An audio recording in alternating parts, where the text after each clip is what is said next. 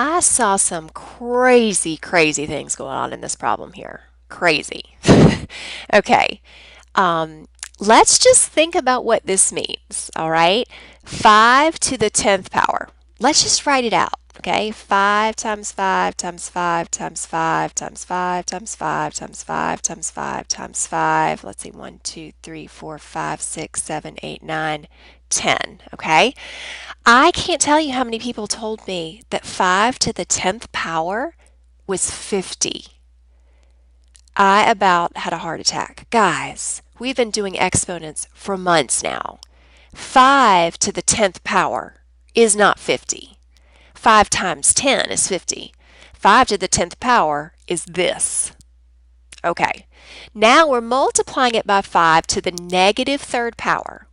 Negative exponents are never happy. They want to go where they're not. So this dude wants to go down to the bottom. So if we leave all these at the top, this dude is going to come down to the bottom as 5 times 5 times 5. Well, guess what? He's got a friend. This dude doesn't like where he is either. He wants to go to the bottom. All right, so we do it. So now we have 7 of these 5s on the bottom. We have 1, 2, 3, 4, 5, 6, 7. And now we look and we say, okay, well, we can surely simplify. I don't need to sit here and start actually multiplying all these 5s out because 5 divided by 5 is 1. So those cancel out. These cancel out. A 5 on a 5 cancels out. 5 on top, 5 on bottom cancels out. These cancel out. These cancel out. These cancel out. These cancel out. These cancel out. These cancel out. Wow. What am I left with? It's not 0 because think about what 5 divided by 5 is. How many times does 5 go into 5? One time. So this was really a 1 here, and this is a 1 here, and this is a 1 here, and so on and so on. When you multiply all those 1s together, you're going to get, of course, a 1. Now, you really shouldn't have to do this, guys. You really should be able to say, oh, when I multiply, I know that I simply add the exponents. The base never changes. We've gone over and over and over that. The base never changes. So we're not going to get like a 25 or a 125. And if you ask me why, I'd say, well, because this is what it really is. We just proved that you don't get 125 or whatever. You get 5s, just a bunch of 5s. So our base stays 5. When we add our exponents, we'll have 10 plus a negative 3. Well, 10 is positive, 3 is negative. When I put them together, the signs are different, so I find the difference, which means I subtract. So 10 minus 3, that is going to give me a positive 7, because 10 is going to win the battle. The last thing I add is this negative 7. If I have a positive 7 and a negative 7, well, the signs are different, so I don't add them up and get 14. I subtract them. What do I get? Well, 7 take away 7 is 0. So I get 5 as my base to the 0 power. We learned what anything to the 0 power is. If you don't remember, look at your patterns. Okay, 5 to the 3rd power is 5 times 5, which is 25 times 5, which is 125. 5 to the 2nd power is 5 times 5, which is 25. 5 to the 1st power, of course, is 5.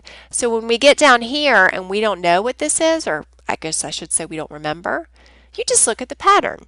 To go from 125 down to 25, or 25 down to 5, what are we doing every time? We're dividing by 5. What is 5 divided by 5? 1. That's why anything raised to the 0 power is 1. And that's your answer. I've proven it to you actually 3 different ways. We come to B.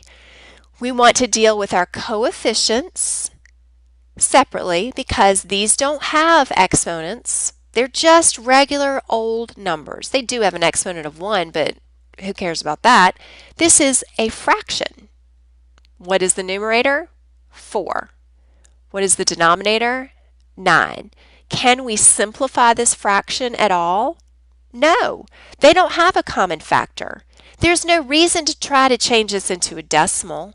If you did, the top number always makes it inside the house. The last number gets stuck outside, but I don't want to do that. I'm leaving this in fraction form. I'm just going to leave it as a fraction. Okay? I saw some people like subtracting these numbers. These are just normal numbers. These are not variables. They're not exponents. This is the fraction 4/9. So we leave it as 4/9. Okay, now we have y to the negative fifth on the top, and we have y to the first power on the bottom. Couple different things you can do. We've learned that when we divide, we subtract the exponents. So you could do that. You keep the order the same, so we have our exponent of negative 5. We would subtract this number down here, which is positive 1. We leave, change, opposite. So we are going to get an exponent of negative 6. We would have y to the negative 6th power. And then we say, well, he's not happy. Negative exponents always want to go where they're not. So it wants to go down to the bottom, and you put it there, and then it's happy.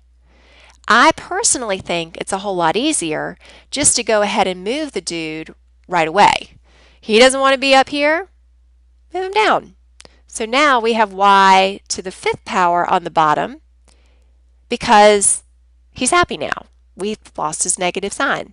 And now just ask yourself, okay, I have y to the 1st times y to the 5th. What am I going to get when I multiply those together?